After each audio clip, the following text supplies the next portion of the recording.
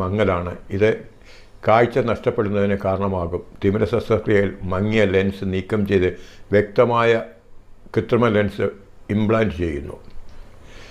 ഇതിന് മറ്റുള്ള സ്ഥലങ്ങളിലേക്കാളൊക്കെ വളരെ ചാർജ് കുറവാണ്. 7,000 രൂപ മുതൽ 39,000 രൂപ വരെയുള്ള ലെൻസുകൾ ഇവിടെ ഉണ്ട്. അത് നമുക്ക് ഏത് വേണമെങ്കിലും തിരഞ്ഞെടുക്കാം.